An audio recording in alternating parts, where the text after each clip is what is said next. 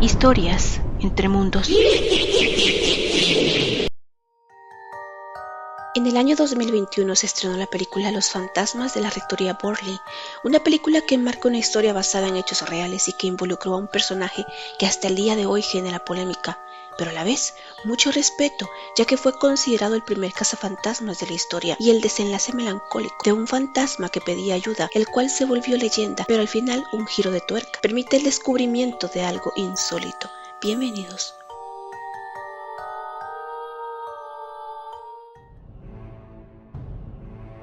La Rectoría Burley fue considerada la casa más embrujada de Inglaterra por el primer investigador paranormal de la historia, Harry Price. Pero ¿quién era Harry Price? Si hubo una sola persona que salió de la edad de oro del espiritismo y las investigaciones que rodearon el movimiento con la mayor influencia en el campo de la investigación paranormal como lo conocemos hoy, esa persona fue Harry Price. Price jugó un papel decisivo en llevar la investigación sobre fantasmas al público en general, debido a su estilo extravagante y su autopromoción continua. Price se ganó una serie de enemigos dentro del campo de la investigación psíquica. Él era un mago hábil y un experto en detectar fraudes, por lo que no fue engañado por muchos de los medios fraudulentos. Su trabajo se considera innovador para muchos hoy en día, y sus investigaciones en la casa conocida como la Rectoría Burley se convirtieron en algunos de los primeros intentos documentados de rastrear a los fantasmas de un solo lugar embrujado. Cuando Price se unió a la Sociedad para la Investigación Psíquica en 1920, ya había comenzado su carrera como el investigador de fantasmas más famoso de Gran Bretaña. Había pasado muchas horas en supuestas casas embrujadas y en la investigación de médiums espiritistas. Uno de los primeros esfuerzos de Price para dar crédito a su investigación y trabajo fue cuando expuso al fotógrafo de espíritus William Hope, quien lo desenmascaró por sus fotografías de personas en donde siempre aparecían familiares muertos. Casualidad. Price dijo que Hope había usado placas preexpuestas en su cámara, desmintiendo las fotografías, por lo que tuvo amenazas hasta de Sir Arthur Conan Doyle, sí, el famoso escritor de Sherlock Holmes, quien era un seguidor fiel de Hope y los espiritistas.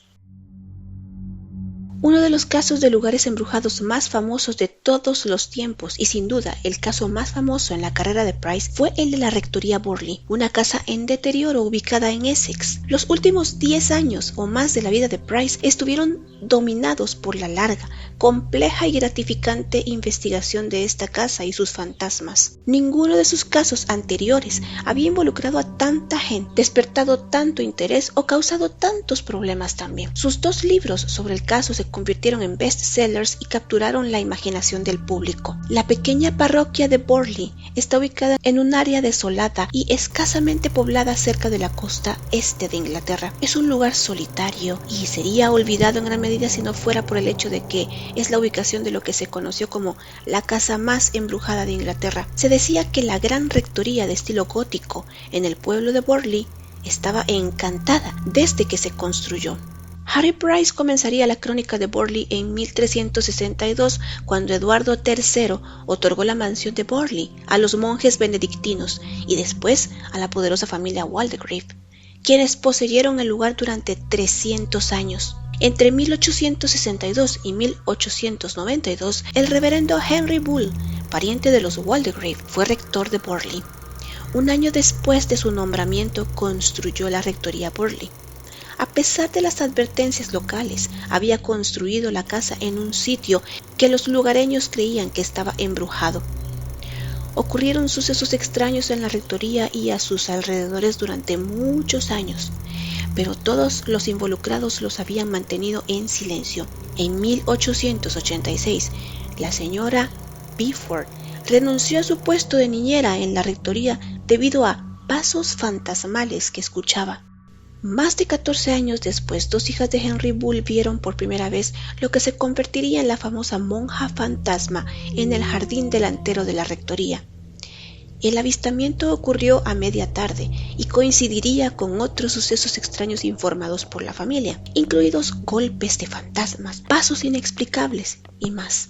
Estos eventos desconcertaban repetidamente a las jóvenes. El reverendo Henry Bull hijo a menudo hablaba de los espíritus con su amigo Hartley. En 1922, Bull le dijo a Hartley que, en su opinión, la única manera de que un espíritu si es ignorado, se ponga en contacto con una persona viva, es por medio de una manifestación que provoque alguna reacción física violenta, como la rotura de un vidrio o la fragmentación de otros elementos materiales similares. El rector Bull declaró que cuando muriera, si él estaba descontento, adoptaría este método de comunicación con los habitantes de la rectoría.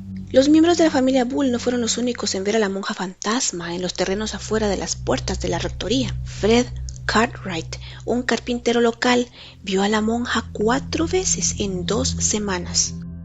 Hasta 1939 se informó que 14 personas habían visto a la monja. 3 personas habían visto un carruaje fantasma y caballos con arneses relucientes recorrer los terrenos, y otras 2 habían visto la aparición de un hombre sin cabeza. En junio de 1929, 2 años después de la muerte de Henry Bull, hijo, y 9 meses después de que el reverendo Smith llegara a la rectoría, se mencionó en el periódico la historia de sucesos fantasmales en Burley. Al día siguiente, Harry Price recibió una llamada telefónica de un editor de Londres y se le pidió que investigara. Se le habló de varios tipos de fenómenos que se habían reportado allí, como pasos, luces extrañas, susurros, un hombre sin cabeza, una niña de blanco, los sonidos de un entrenador fantasma afuera, la aparición del constructor de la casa, Henry Bull también, y por supuesto, el espíritu de la monja. Price estuvo acompañado en su primera visita a Burley por P.C. Wall, un conocido periodista, y la señorita Lucy Kay, su experimentada secretaria. Juntos escucharon las experiencias del reverendo Smith, quien había sido designado para el cargo después de la muerte de Henry Bull. Sin embargo, renunció a la rectoría después de 1 año, porque no aguantó. Price también realizó una larga entrevista con la señorita Mary Pearson, la doncella de la rectoría, quien había visto 2 veces el carruaje y los caballos fantasmales y estaba firmemente convencida de que la casa estaba realmente encantada.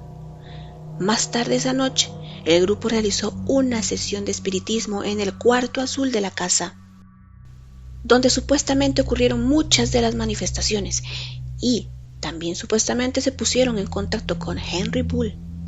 Lo hicieran o no, se sobresaltaron cuando un trozo de jabón saltó solo del suelo. Al día siguiente, Price realizó más entrevistas y habló con los Cooper, un hombre y una mujer que habían vivido en una cabaña en los terrenos de la rectoría y quienes se vieron obligados a mudarse en 1920, culpando a los fantasmas y lo que estaban causando. Los hechos que ocurrieron y las entrevistas con los testigos que se documentaron fueron suficientes para convencer a Price de que algo extraño estaba pasando en la casa. Ese día de junio daría comienzo a más de 18 años de intensa y abrumadora investigación paranormal. Sería durante sus investigaciones en la rectoría Burley que se convertiría en el más conocido y más hábil de los primeros cazadores de fantasmas o investigadores paranormales, estableciendo el estándar para los que lo seguirían. Price acuñó la idea del equipo del cazador de fantasmas utilizando cintas métricas para comprobar el grosor de las paredes y buscar cámaras ocultas. Perfeccionó el uso de cámaras fijas para fotografía en interiores y exteriores. Puso en uso un kit de huellas dactilares e incluso utilizaron teléfonos portátiles para el contacto entre investigadores. Su segunda visita a la rectoría Burley se dio 2 semanas después. Esta vez documentó la aparición de una medalla religiosa y algunos otros elementos que parecían mostrar que había un elemento católico en el fantasma. También hubo varias veces que las campanas sonaron por toda la casa, aunque los cables de las campanas que alguna vez se usaron para llamar a los sirvientes se habían cortado muchos años antes. El timbre constante fue motivo de gran preocupación para el reverendo Smith y su esposa. Y esto, junto con otras manifestaciones, convenció a la pareja de abandonar la casa el 14 de julio de 1929. En el transcurso de los siguientes 14 meses, la rectoría permaneció vacía y, sin embargo, según los informes, los acontecimientos continuaron. Según relatos locales, se abrió una ventana de la casa desde el interior, a pesar de que la rectoría estaba desierta. y las puertas estaban bien cerradas. La escalera principal se encontró cubierta con trozos de piedra y se dijo que pequeños trozos de vidrio estaban esparcidos. Los lugareños que vivían cerca informaron haber visto luces en la casa y escuchar lo que se describió como sonidos horribles alrededor de la luna llena. Aunque el reverendo Smith y su esposa se mudaron de la casa debido a los fantasmas, las cosas habían estado bastante tranquilas hasta ese momento. Sin embargo, todo eso cambiaría en octubre de 1930, cuando el reverendo Lionel Foster y su esposa Marianne reemplazaron a Smith. El tiempo de los Foster en la casa vería un marcado aumento en la actividad paranormal.